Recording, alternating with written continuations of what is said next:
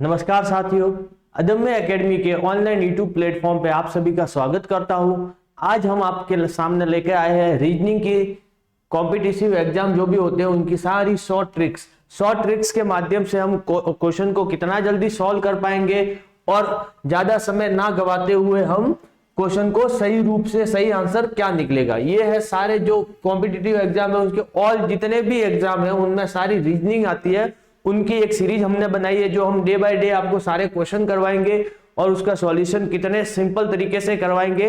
तो आप देखना आगे वाले क्वेश्चन में और कितना जल्दी कितना फास्ट आप इसका आंसर निकाल पाओगे। चलिए देखते हैं, हम क्वेश्चन से स्टार्ट करते हैं कि हम इन शॉर्ट ट्रिक्स के माध्यम से आंसर निकाल सकते हैं, कितना जल्दी निकाल सकते हैं, कितना समय हमें कम लगेगा और सही से सही आंसर निकालेंगे। तो जाते हैं हम पहले क्वेश्चन पे।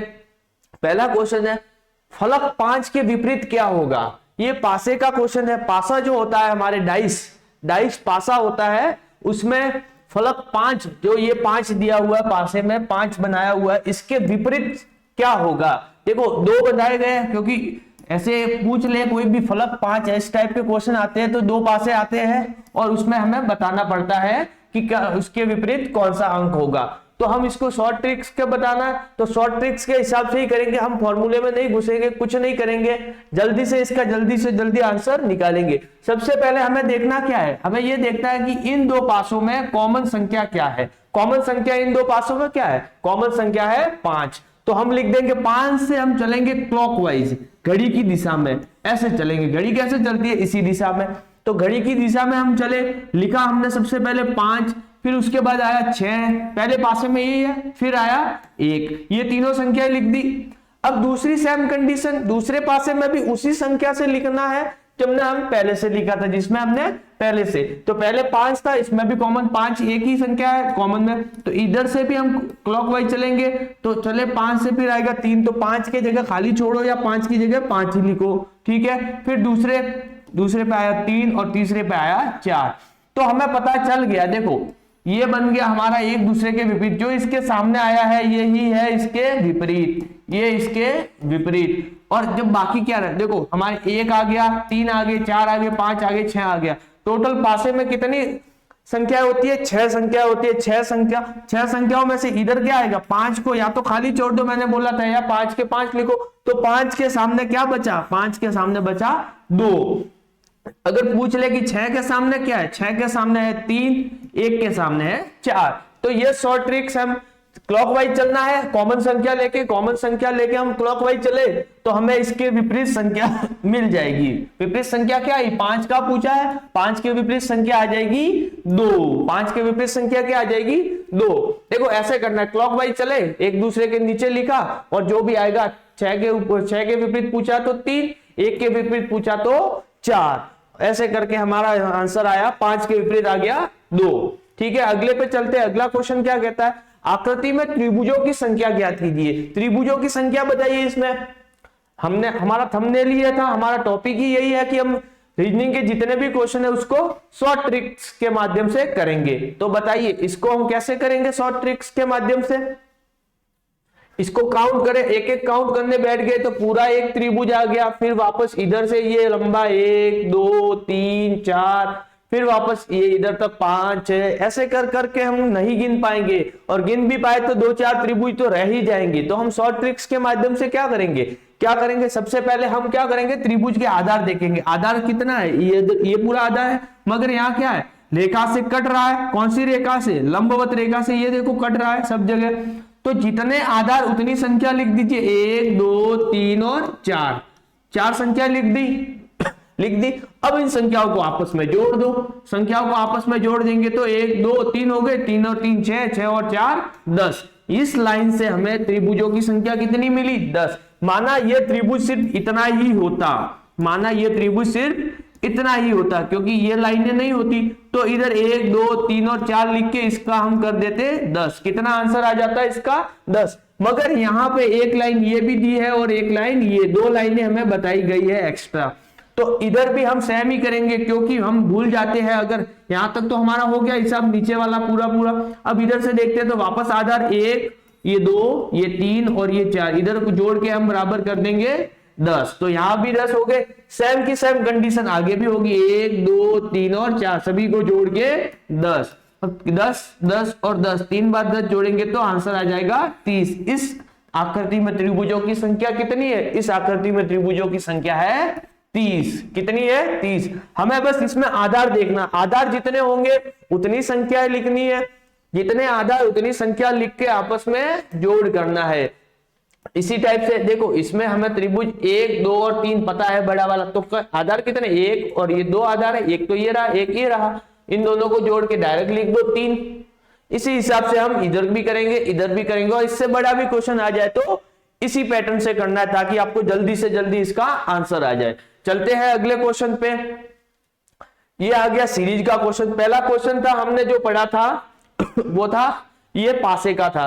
दूसरा हमने पढ़ा आकृति काउंटिंग फिगर, ठीक है, आकृति गणना का। अब तीसरा आ गया सीरीज का। सीरीज का क्वेश्चन है, बताइए इसका आंसर क्या हो सकता है? कमेंट के माध्यम से बताइए जल्दी से जल्दी। देखो 5 और 10 में जो रिलेशन है वो का वो 4 और आगे वाली संख्या में होना चाहिए। 5 और 10 में हम देखते हैं रिलेशन क्या है। रिलेशन जब देखते हैं तो क्या आ जाएगा? 5 और जब इसका गुणा 2 से कर देंगे तो हमारे पास कितने आए? जब हम इसका गुणा 2 से कर देंगे तो हमारे पास कितने आए? 10 आ गए। 10 आ गए। अब हम ऐसे ही करते हैं, अगली संख्या पे वापस जाते हैं। जब 4 का गुणा 2 से करेंगे, 4 का गुणा 2 से करेंगे तो हमारे पास आते हैं 8, मगर ऑप्शन में कहीं नहीं है 8। तो इसका आंसर क्या होगा? जल्दी से कमेंट के माध्यम से बताइए आप, फिर मैं आपको इसकी शॉर्ट ट्रिक्स बताता हूं कैसे करते हैं इसको।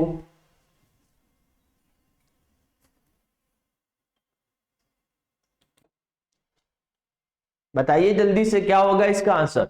देखिए हम अगर इसको ऐसे करते कि 5 और 10 का रिलेशन क्या है, जब इसका गुणा होगा 2 से तभी आएगा, मगर 4 और इसका 2 से गुणा करेंगे तो आगे तो 8 आ जाएंगे। तो ये तो सेट नहीं हो रहा, 8 ऑप्शन में कहीं नहीं है। इसका मतलब ये नहीं कि ऑप्शन गलत है, इसका मतलब ये है कि हम जो कर रहे हैं वो गलत है। तो इसको कैसे करेंगे? देखो रिलेशन निकालने के लिए रीजनिंग में बहुत सारे तरीके होते हैं। तो हम क्या करेंगे? 5 का स्क्वायर लिखेंगे। 5 का स्क्वायर कितना होता है? 5 का स्क्वायर होता है 25, और हमें रिलेशन क्या बताया गया? इसका अनुपात में क्या बताया गया है? 10। अब 25 के साथ ऐसा क्या करेंगे कि 10 बन जाए? 25 के साथ ऐसा क्या करेंगे कि 10 बन जाए? तो हम क्या करेंगे? 2 और 5 का गुणा कर देंगे।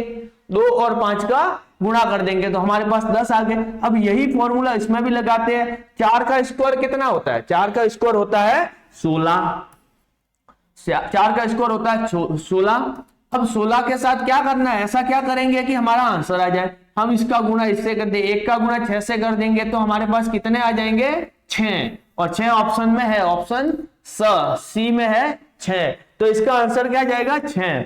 इस टाइप के क्वेश्चन एसएससी और सीजीएल वगैरह में इसमें बहुत पूछते हैं, बैंक में भी पूछते हैं। अभी जो वैकेंसी आई है ये राजस्थान सहकारी बैंक की, उसमें भी पूछे जाएंगे। तो आप इस टाइप के क्वेश्चन का ध्यान रखिए। चलिए आगे बढ़ते हैं अगले क्वेश्चन पे, देखते हैं अगला क्वेश्चन क्या कहता है। ये भी सीरीज का क्वेश्चन है। इसमें आ रहा है 624 अनुपात 12 है, समानुपात में 933 क्या आएगा? 933 के बाद क्या आएगा? बताइए जल्दी से कमेंट करके बताइए क्या होगा इसका आंसर। बताइए, फिर मैं आपको बताता हूं इसको कैसे सॉल्व करते हैं इस टाइप के क्वेश्चन को। जी चलिए देखते हैं इसको। 624 इसके साथ क्या करेंगे ऐसा कि हमारे पास ये आ जाए? तो हम इसको देखते हैं, डायरेक्ट करना। अगर आप प्रैक्टिस करते हो, ऐसे क्वेश्चन की प्रैक्टिस करोगे तब जाके आपको ये सारी संख्याएं दिखेगी कि हम इसको अलग अलग लिख देते हैं। पहले तो 6, 2 और 4, 624 है। अब पहली संख्या ये पहली है, ये दूसरी है और ये तीसरी है, तीनों संख्या अलग अलग कर दी। पहली संख्या का गुणा तीसरी से करो, पहली संख्या का गुणा तीसरी से करो, कितना आया? 24 आया। फिर दूसरी संख्या का इसमें भाग दे दो, तो इसमें भाग दे दिया दूसरी संख्या का, तो कितना आया हमारे पास? 12 आया। कितना आया? 12। अब ऐसे ही करेंगे दूसरी संख्या के साथ। जो दूसरी संख्या क्या है? 900 और 33। पहली संख्या का गुणा तीसरी से, तो कितना है? 9 तिया 27, 27 आ गया हमारे पास। अब क्या करेंगे? अब जो दूसरी संख्या थी उसका कर देंगे भाग। दूसरी संख्या का भाग करेंगे तो कितना? 3 का भाग देंगे, इसमें 3 का भाग देंगे तो कितना आया? 9 तिया 27 होता है, तो 3 का भाग देंगे तो ऑप्शन जाएगा बी। ऑप्शन क्या जाएगा, इसका आंसर बी जाएगा। शॉर्ट ट्रिक्स है तो ज्यादा टाइम नहीं लेंगे, हम शॉर्ट ट्रिक्स के माध्यम से ही करेंगे इसको, जितना सिंपल वे में कर पाए उतना, और आपको साथ साथ में इसका पैटर्न भी बताते जाएंगे। चलिए अगले पे जाते हैं, अगले क्वेश्चन पे। अगला क्वेश्चन क्या कहता है, ये आ गया ओरिजिनल मेंटल एबिलिटी का क्वेश्चन। इसको कहते हैं मेंटल एबिलिटी। रीजनिंग के अलावा मेंटल एबिलिटी जो आता है ना आपके अंदर, रीजनिंग तो एक पर्टिकुलर सीरीज वगैरह ये आ जाएगा, फिर आ जाएगा मेंटल एबिलिटी कि आपका दिमाग किस तरह से काम करता है, कितना सोच पाता है। देखिए क्वेश्चन कह रहा है 2 बंदर 2 आमों को 2 मिनट में खाते हैं, तो 3 बंदर 3 आमों को कितने मिनट में खाएंगे। क्वेश्चन कह रहा है 2 बंदर 2 आम को 2 मिनट में खाते हैं, तो 3 बंदर 3 आम को कितने मिनट में खाएंगे, बताओ। चलिए देखते हैं। 2 बंदर है, बंदर कितने 2, आम कितने 2, और समय कितना लग रहा है 2 मिनट।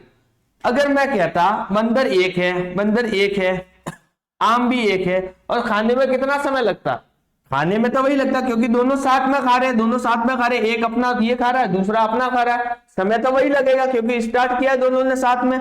तो अगर एक बंदर भी खाता तो लगते 2 मिनट, कितने मिनट लगते 2 मिनट लगते। ऐसा नहीं कि 2 बंदर 2 आम को 2 मिनट में खाते हैं तो 3 बंदर 3 आम को 3 मिनट में खाएंगे, ऐसा नहीं है।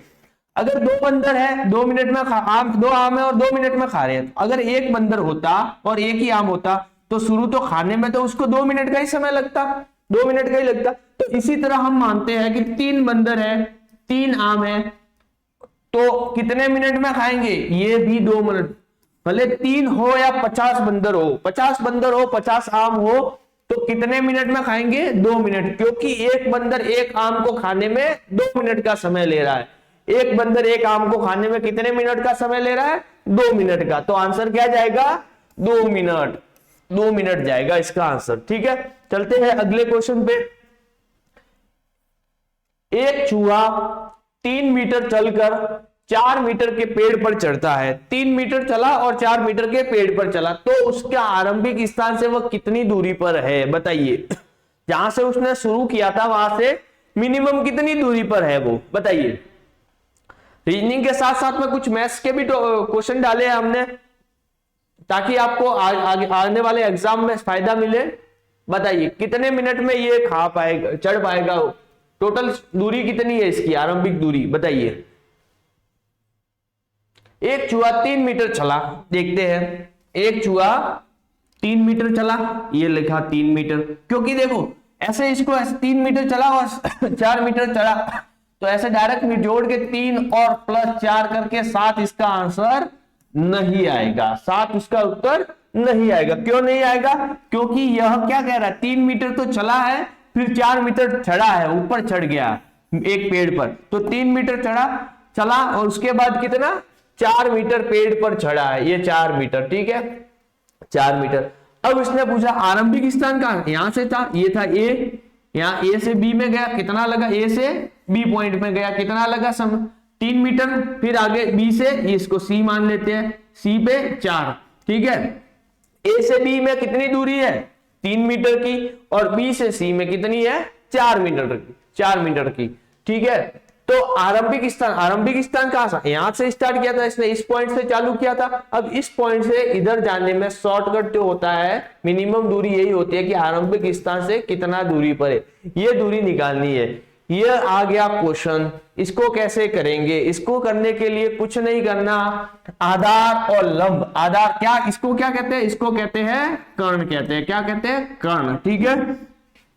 तो हमें क्या ज्ञात करना, आधार दिया हुआ है, लंब दिया हुआ है, तो क्या करेंगे अंडर रूट कर लेंगे सबसे पहले, आधार का स्क्वायर प्लस लंब का स्क्वायर। लंब कितना है 4 है, ठीक है। तो हम इसको सॉल्व कैसे करेंगे, इसको करने 3 का स्क्वायर कितना होता है 9, प्लस 4 का स्क्वायर कितना होता है 16, ये है अंडर रूट में, जब अंडर रूट हटा देंगे तो इसका आंसर क्या आएगा, इसका आंसर आएगा अंडर रूट में 25, अंडर इनको जोड़ देंगे तो अंडर रूट में 25, और अंडर रूट हटाने पर कितना आ जाएगा इन दोनों का आंसर, इसका कर्ण कितना हो जाएगा 5 मीटर, कितना हो जाएगा 5 मीटर, 5 मीटर कितना हो जाएगा 5 मीटर, ठीक है, तो ऐसे कर्ण को ज्ञात करते हैं। आधार का स्क्वायर और लंब का स्क्वायर को आपस में जोड़कर इसको क्यूब में डालना पड़ता है। चलिए अगले पे जाते हैं। ये आ गया खतरनाक क्वेश्चन। ये रीजनिंग का मानो, मैथ का मानो, मेंटल एबिलिटी का मानो, इसको आप जो मानना चाहो मान सकते हो। इसको सॉल्व कर सकते हैं हम लोग और बहुत सरल तरीके से कर सकते हैं। 1 का क्यूब प्लस 2 का क्यूब प्लस 3 का क्यूब प्लस 4 का क्यूब, ऐसे ऐसे कर करके 99 का क्यूब करना है और उसके बाद में इन सबको जोड़ना है। उसके बाद में जोड़ के इसको अंडर रूट में अंडर रूट हटाना, क्यूब रूट को हटाना है और संख्या ज्ञात करनी है। ऐसा खतरनाक सवाल देखने में भी डर लग रहा है, कैसे करेंगे इसको बहुत देखो, इसको करने से पहले मैं आपको, ये आपके लिए होमवर्क है। पहली बात तो ये, इसको करने का तरीका मैं बता देता हूं।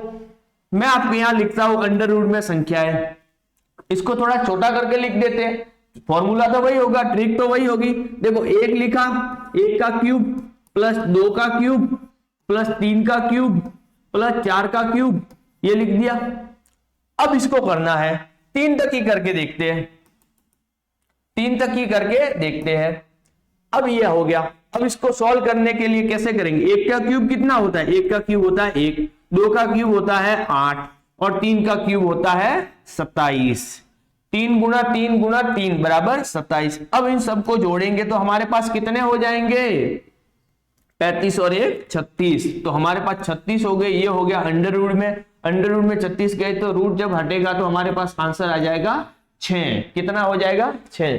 क्या इसको सरल तरीके से कर सकते हैं क्या? यहां तक तो चलो छोटी संख्या है तो हम इसको कर सकते हैं। छोटी संख्याओं को हम डायरेक्ट जोड़ के 3 तक कर लेंगे, 4 5 7 10 तक कर लेंगे, मगर 99 तक स्क्वायर निकाल के क्यूब निकाल के उसके बाद हम उसको क्यूब रूट हटाना पड़ेगा। कैसे करेंगे? तो इसको करने का एक तरीका है, मैं बताता हूं आपको। देखो हमारा 6 तो आंसर आ गया यहां से, मगर इसको सॉल्व करने का एक और सिंपल तरीका है, देखते हैं वो क्या होता है। अब इसको 1 2 और 3 पूछा है हमें, 1 2 और 3 का पूछा है। इसको क्या करेंगे? 1 2 3, जो 3 आया है इसके जस्ट अगली संख्या कौन सी होगी? 3 के आगे क्या होता है? 4। 3 का गुणा 4 से कर दो, 3 का गुणा 4 से कर दो, कितना हुआ? 3 का गुणा 4 से करेंगे 12 आ गए, और इसमें 2 का भाग दे दो या इसका आधा कर दो। बात तो वही है, 2 का भाग देंगे कितना आया? 2 का जब भाग देंगे तो कितना आया? 6, या फिर इसका 12 का आधा करेंगे तो भी 6 ही आएगा।